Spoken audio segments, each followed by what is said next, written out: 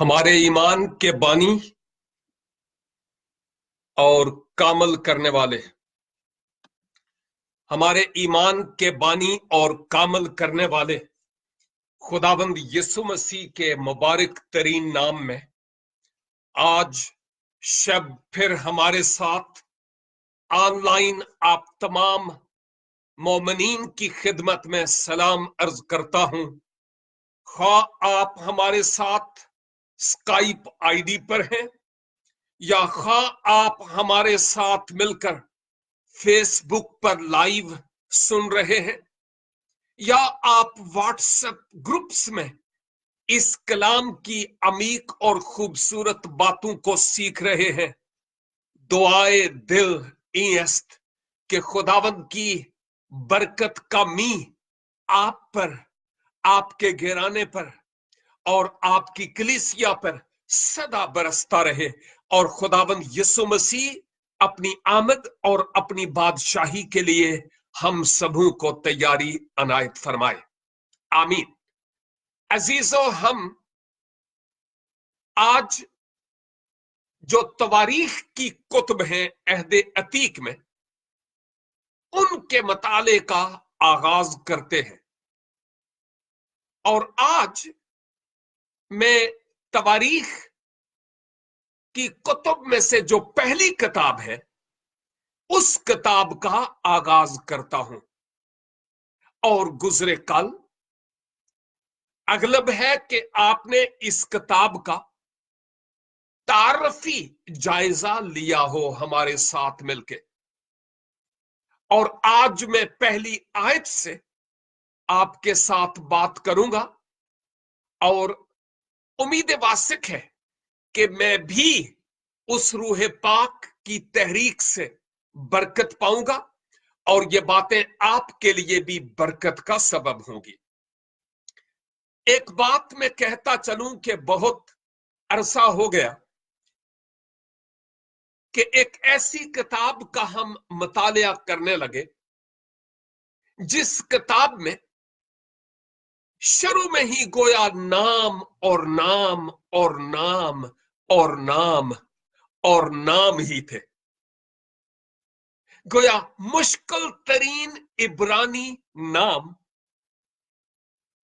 جو ہمارے اسلاف کے گزرے ہیں نسب نامہ میں، اور شجرائے نسب کی بات کر رہا ہوں۔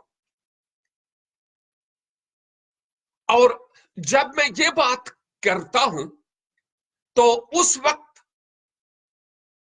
ہم میں سے ایک بھائی یہ کہنے لگے کہ پتہ نہیں ان ناموں سے ہم کیا سیکھیں گے، اور میں آپ سے بھی یہی بات پوچھنا چاہتا ہوں۔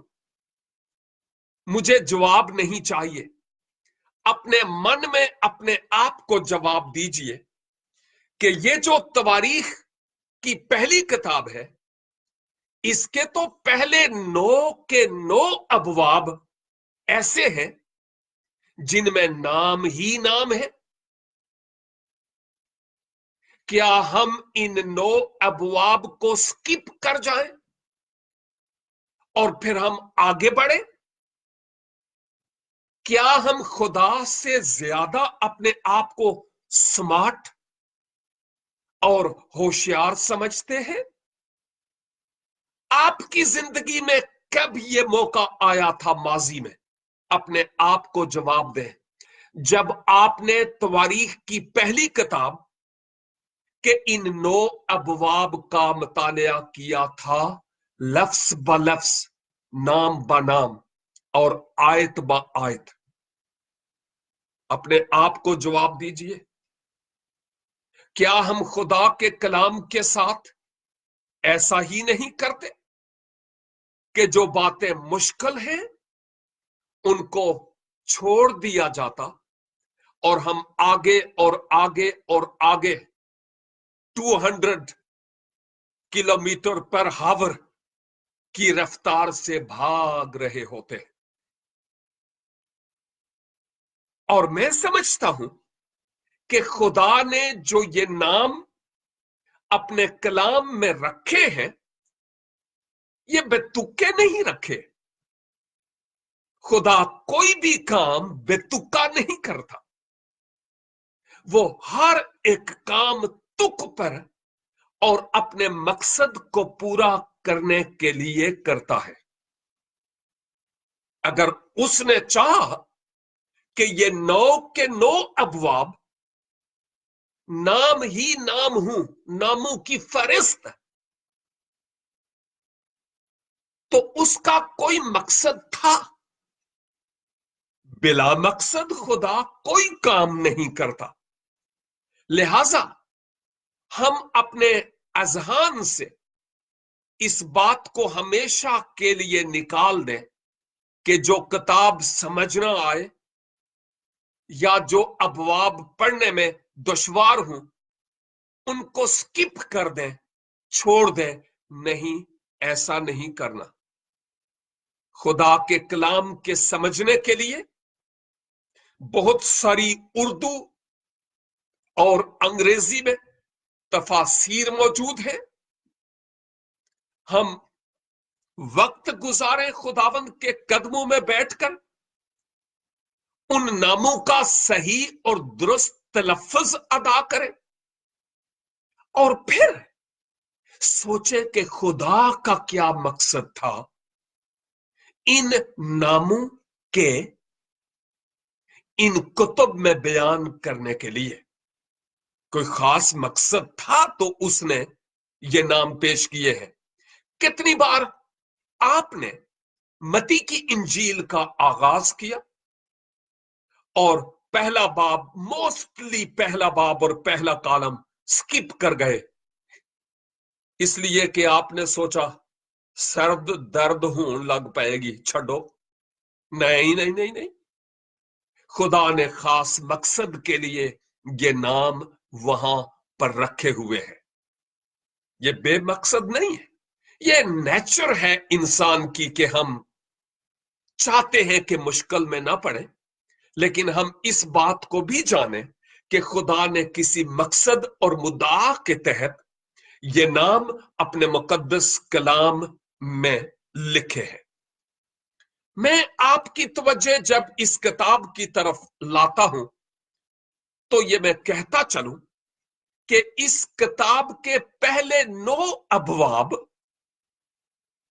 नामों पर ही मबनी है। और बिलखसूस जब हम पहली 2-3 आयात देखते हैं तो ये वो है जिन आयात के चौगिर्द पैदाइश की किताब के पहले 8 अबवाब घूम रहे हैं। सुन रहे हैं? और यहां हम तवारीख की पहली किताब में आदम से लेकर नूह और उसके बेटों तक का बयान देखते हैं पहली चंद आयात में। तो क्यों ना मैं पहले आपकी खिदमत में पहली 4 आयात तलावत कर लूं, जिन आयात में लिखा है, आदम, सेत, अनूस, केनान, महललेल, यारिद, हनूक, मतूसेला, लेमक, नूह, सिम, हाम और याफ्त। ये 4 आयात आपकी खिदमत में तलावत की है और मैंने ये कहा है कि पैदाइश की किताब के पहले 8 अबवाब में तकरीबन हम इन शख्सियात की हिस्ट्री देखते हैं, तारीख देखते हैं कि इन शख्सियात से मुताल्लिक क्या कहा गया और क्या कहा जा रहा है और उन्होंने क्या बड़े मार के मारे हैं। जब लिखा है आदम, सेत और अनूस, तो यहां आदम के और भी तो बेटे थे। वह आदम के बेटों की जब हम बात करते हैं तो नामों के एतबार से हम 3 को जानते हैं, पैदाइश 4 बाब और उसकी पहली 2 आयत, और पैदाइश 4 बाब और उसकी 25 आयत में हम आदम और हवा के 3 बेटों के नामों का जिक्र पढ़ते हैं, जिनमें कायन, हाबिल और सेत नजर आते हैं। लेकिन जब हम पैदाइश की किताब और उसका 5 बाब और उसकी 4 आयत देखते हैं, तो वहां पर हमें जिक्र मिलता है कि आदम और हवा से और भी बेटे और बेटियां हुए हैं। कितने थे मुझे मालूम नहीं, उनके नाम क्या थे मुझे मालूम नहीं, क्योंकि खुदा के कलाम में ये बातें मरकूम नहीं है। कायन, हाबिल और सेत के नाम मौजूद हैं, क्योंकि उन्होंने इस कायनात की इब्तदा में अहम तरीन किरदार अदा किए हैं नस्ल इंसानी की तारीख के आगाज में, इसलिए उनके नाम वहां पर मौजूद हैं। जिनके नाम मौजूद नहीं, पॉसिबल है कि उन्होंने कोई खास रोल प्ले नहीं किया और इसलिए उनके नाम मौजूद नहीं है। तो इससे पता चलता है कि जो तवारीख की कुतुब का मुसन्नफ है और उसने रूहुल कुद्स की तहरीक से एक खास मकसद के तहत इस नसबनामा का या इन नामों का चुनाव किया, यह बेमकसद नहीं था। और जब मैं ये कहता हूं कि इस किताब के इंसानी मुसन्नफ की बात, तो उलमाए बाइबल कहते हैं कि जो तवारीख की कुतुब है, असल में ये शुरू में तो एक ही किताब थी, लेकिन जैरून के वक्त ये एक नाम भी दिया गया और 2 हिस्सों में इनको मुनकसम भी किया गया। और कहा जाता है कि इंसानी पहलू के एतबार से इन कुतुब का जो मुसन्नफ है वो अज़रा है, और ये अज़रा काहिन भी था और ये अज़रा फकीह भी था। इसका एक सबूत यह भी है कि इस किताब में जो असीरी से वापस आने वाले लोग हैं, उन लोगों के नामों की फहरिस्त, उनके खानदान, उनको क्या क्या करना था, क्वायर और जो जो रेस्पॉन्सिबिलिटीज उनकी थी, उन जिम्मेदारियों का बयान किया गया है कि हैकल में, खाना खुदा में इन लोगों को क्या और कैसे किरदार अदा करना था। और वैसे भी अगर आप अज़रा की जिंदगी को देखें तो वो काहिन भी था और फकीह भी था, कलाम का मुफस्सर भी था। और वैसे भी अगर आप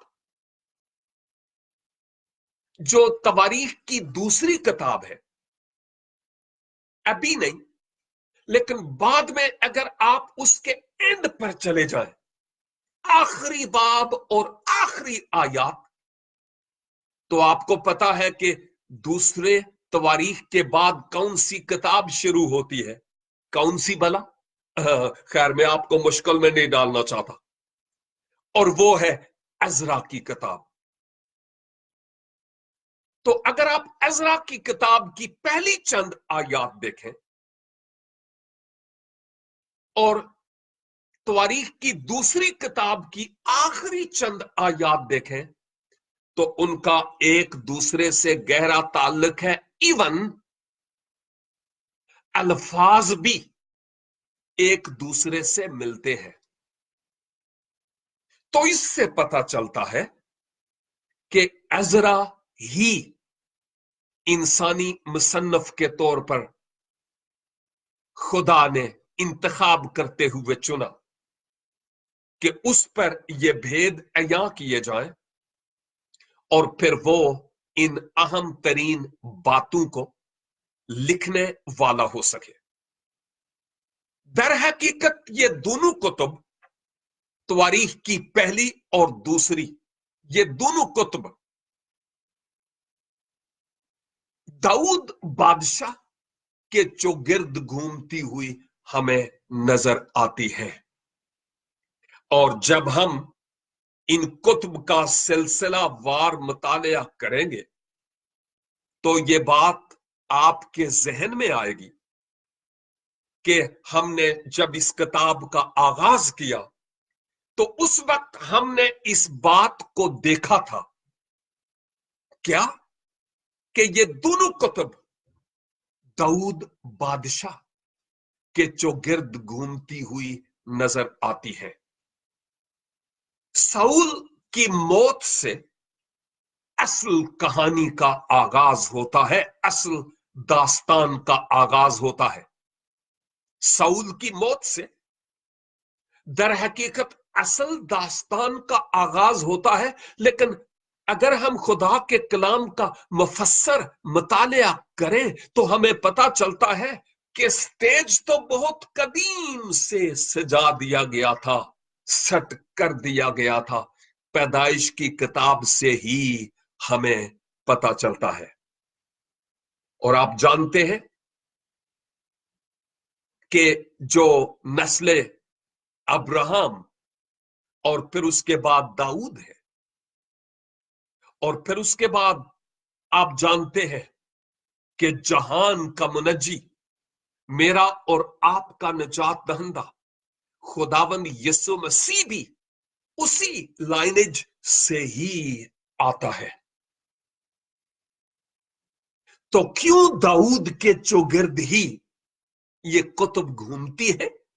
क्योंकि अहद अतीक में अब्राहम के बाद दाऊद ने बहुत मरकजी किरदार अदा किया और खुदा के दिल के मुवाफिक वो शख्स था।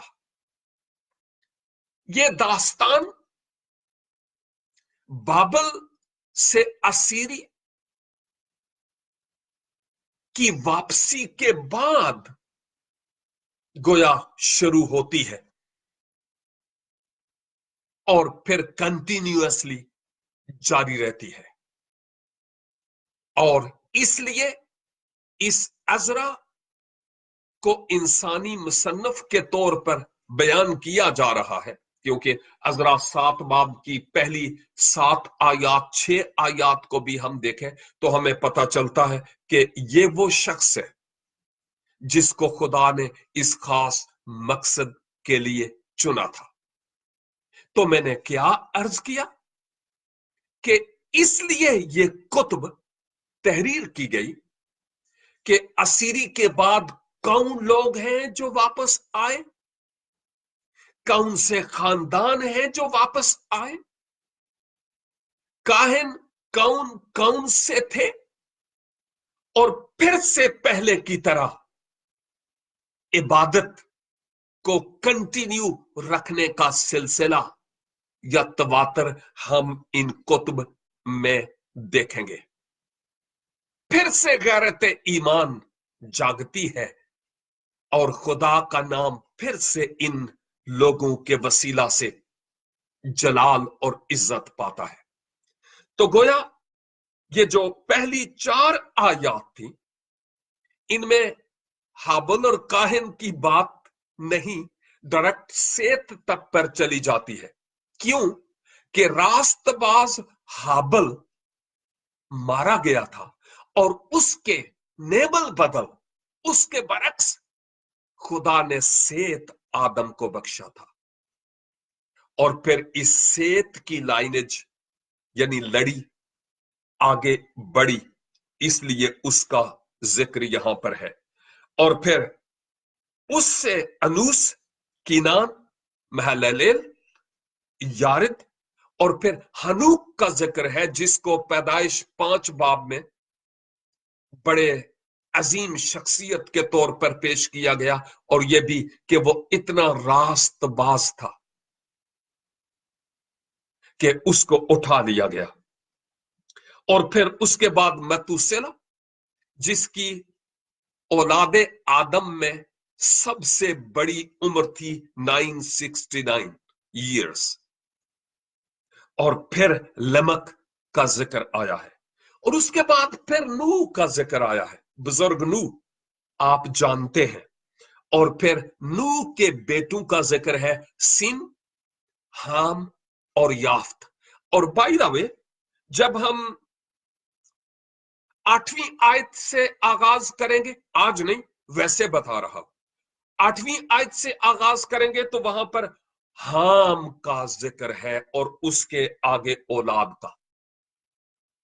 फिर जब हम 17 आयत से पढ़ेंगे तो वहां से हम बनी सिम यानी सिम की औलाद का जिक्र है, नूह के बेटों की बात हो रही है। और फिर जब हम 24 आयत पर पहुंचेंगे तो वहां भी सिम का जिक्र है। लेकिन यह बात मैं कहता चलूं, 5वीं आयत में बनी याफ्त का जिक्र है। सिम, हाम और याफ्त थे ना, तो याफ्त का जिक्र है। फिर 8वीं आयत से बनी हाम का जिक्र है, और फिर उसके बाद हम 17 आयत से बनी सिम का जिक्र पढ़ते हैं, जो 24 आयत तक ये बात इसी तरह से चलती है कि उनसे कौन कौन पैदा हुए थे।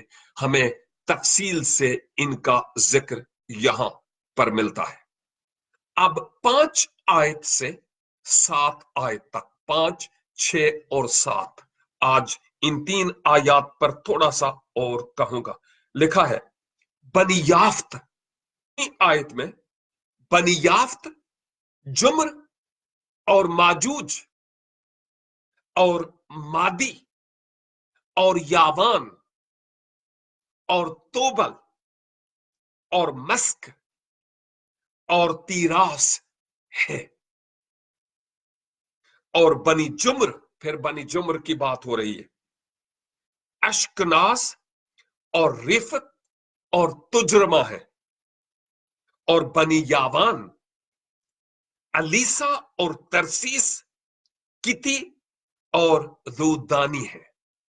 यहां तक मैं ठहरता हूं, लेकिन मैं ये भी आपकी खिदमत में बताता चलूं कि जब मैं इन नामों की बाबत आपकी खिदमत में पढ़ रहा था तो कहा जाता है कि ये जो बनी याफ्त है 5, 6 और 7 आयात में, ये बनी याफ्त यानी सातों के सातों बेटे जो याफ्त के थे वो एशिया में और यूरोप में आबाद हुए हैं। जो बनी याफ्त है उसके सातों बेटे याफ्त के यूरोप और एशिया में आकर आबाद हुए हैं। मसलन जब हम यहां पर यावान का जिक्र पढ़ते हैं 7वीं आयत में, तो यावान की बाबत कहा जाता है कि ये ग्रीस या यूनान और उसके गिरदोनवा के इलाका में आकर आबाद हुए थे। ये यूनानी लोग हैं। फिर जब मैं जुमर की बात करता हूं, 5वीं आयत में जिक्र है, तो बनी जुमर के बारे में कहा जाता है ये कदीम सुमेरी लोग हैं जो रूस के इलाका में पाए जाते हैं, वहां पर आकर आबाद हुए, मौजूदा रशिया। अगरचे वो कई रियासतों में बटा हुआ है, लेकिन वहां वहां वो लोग जाकर आबाद हुए। फिर मादी जिनका मैं जिक्र पढ़ता हूं 5वीं आयत में, मादी लोग, इनकी बाबत मीड्स या पर्शियन पेनिसुला में रहने वाले लोग, यानी फारस में रहने वाले लोग, जो मौजूदा ईरान है, वहां पर ये लोग, मादी लोग, जाकर आबाद हुए हैं। ये ईरान में पाए जाते थे। पॉसिबल है कि जो आज ईरान के लोग हैं वो उसी याफ्त के आगे बेटे मादी में से ही हों। फिर उसके बाद हम तोबल और मस्क को देखते हैं। तोबल और मस्क को, इनकी बाबत ये कहा जाता है कि ये तुर्की में आकर आबाद हुए, मौजूदा तुर्की में। और असल में जो तुर्किश लोग हैं, तुर्क लोग हैं, वो तोबल और मस्क की औलाद है। और फिर उसके बाद हमें 7वीं आयत के आखिरी हिस्से में कित्ती और दोदानी या रोदानी, जो इंग्लिश जुबान में लफ्ज इस्तेमाल हुआ है, ये वो लोग हैं जो इटालिया के करीब, सिसिली के करीब, साइप्रस, या जिसको आप कुप्रस कहते हैं, बाइबल की जबान में कुप्रस है, आमाल की किताब में वो रोदास आमाल की किताब में जिक्र है, और कुप्रस भी जिक्र है। उन इलाकों में जाकर ये लोग आबाद हुए हैं। तो आज इस कलील और इंतहाई मुख्तसर से वक्त में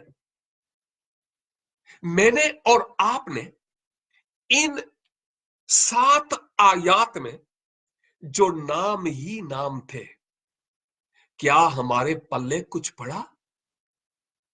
खुदा आज हजारों साल बाद मुझे और आपको याद दिला रहा है कि ये जो नाम मैंने किताबे मुकद्दस में लिखवाए हैं, मुलहम किए हैं, वो बेफायदा नहीं है। उनके पीछे कोई खास मकसद है, और उस खास अहम तरीन मकसद के तहत ये नाम यहां पर है। और दूसरी बात ये कि जब हम इन नामों से मुताल्लिक पढ़ते हैं और खुदा के खादम इन नामों को पढ़ते हैं, और अगर हमने ना पढ़े हों तो हमारा तलफ़्फ़ुज़ दुरुस्त हो जाता है। और नंबर 3, हमें यह भी पता चलता है, हमारी सोच और जहन और ज्यादा वसी हो जाता है कि बुजुर्ग नूह के जो बेटे थे, सीम, हाम और याफ्त, वो कहां कहां जाकर आबाद हुए। और आज हमने सीम और हाम की बाबत तो बात नहीं की, आज हमने सिर्फ याफ्त और उसकी औलाद, उसके 7 बेटों की बात की कि वो कहां कहां जाकर आबाद हुए। गोया खुदा जहां इल्म इलाहियात की बातें हमें सिखाता है, जहां हमें मंजूम कलाम से सिखाता है, जहां वो तवारीखी बातें हमें सिखाता है, जहां हमें रूहानी जंग की बातें सिखाता है, वहां पर खुदा हमें बाइबल के जोग्राफिया से मुताल्लिक भी सिखाता है, ताकि हमारे पास खूब नॉलेज हो और हम समझ पाए कि खुदा के लोग कहां कहां जाकर आबाद हुए हैं। अजीजों, आए खुदा के कलाम की किसी भी आयत को हम इजी ना लें और ये अपने जहन में ना सोचें कि चलो इसको रहने दो, आगे बढ़े। नो, हम जरूर तफासिर की कुतुब लें, गूगल सर्च करें, और वो तफासिर जो मोतबर है उनके जरिया मदद हासिल करते हुए इन अहम तरीन और गहरी बातों से मुताल्लिक सीखने वाले हों। खुदावन मुझे और आपको किताब मुकद्दस की इन अनमोल और खूबसूरत बातों को अपने दिलों में रखने का फजल अनायत फरमाए। God bless you and have a great time. Thank you.